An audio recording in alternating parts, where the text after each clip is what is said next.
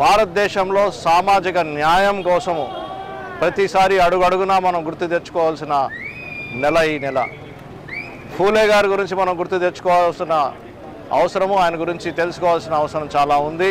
సావిత్రి ఫూలే గారు కూడా ఆయనతో కలిసి ప్రజాసేవ చేస్తూ వచ్చారు. ముఖ్యంగా ఫూలే గారిని మనం గుర్తు చేసుకోవాల్సింది ఏంటంటే బాలిక విద్యాభ్యాసం కోసం. ఆ రోజు బాలిక విద్యాభ్యాసంకి పరిమితి లేదు.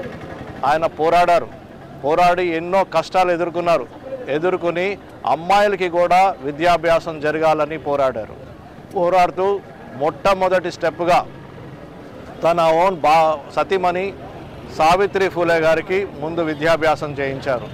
ఇద్దరు కలిసి పోటీపడి ఉన్న ఆస్తులన్నీ స్కూల్లో మార్చేసి, ఉన్న ఆస్తులన్నీ బాలిక హాస్టల్స్గా మార్చేసి వేలాది మందికి, లక్షలాది మందికి ఆ రోజు బాలికలకి విద్యాభ్యాసం ఇప్పించి, ఒక స్త్రీ భారతదేశంలో సమాజంలో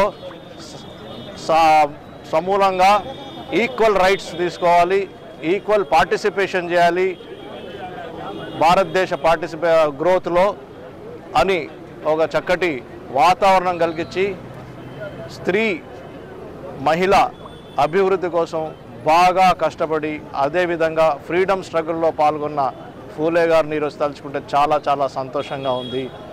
అందరూ ఈ విషయం తెలుసుకుని మళ్ళీ ఆయనను ప్రతి నెల ఏదో ఒక సందర్భంలో ఫూలే గారి స్ఫూర్తి తీసుకుని మనమందరం బాలిక విద్యాభ్యాసం కోసం కృషి చేయాల్సిన అవసరం చాలా ఉంది. నమస్తే.